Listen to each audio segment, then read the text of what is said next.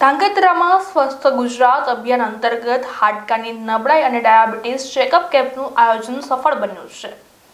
ધાંગધ્રાના home guards commanding officer નિલેશભાઈ વ્યાસ દ્વારા લોકોમાં સ્વાસ્થ્ય પ્રત્યે જાગૃત લાવવાના હેતુથી આ વિશેષ કેમ્પ યોજવામાં આવ્યો હતો।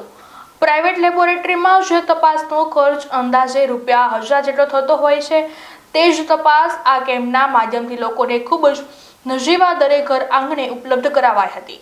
ધાંગધ્રાના દર્શનભાઈ ગાંધી, રજનીશભાઈ ઉપાધ્યાય, તન્મનભાઈ અને મોદીકે દ્વારા આ સમગ્ર કેમ્પનું સંચાલન કરવામાં આવ્યું હતું। વડોદરાથી ખાસ પધારેલા નિકિતનભાઈ ગજ્જર દ્વારા આધુનિક મશીન વડે લોકોના હાડકાની ઘનતા, BMWD કેલ્શિયમનો રિપોર્ટ કરી જરૂરી માર્ગદર્શન પૂરું પાડવામાં આવ્યું હતું। આ કેમ્પમાં પોલીસ અધિકારીઓ, હોમગાર્ડ્સ જવાનો, રેલવે સ્ટાફ તેમજ શહેરના જાગૃત નાગરિકોએ ઉત્સાહભેર ભાગ લીધો અને સેવાનો લાભ લીધો હતો। અંતે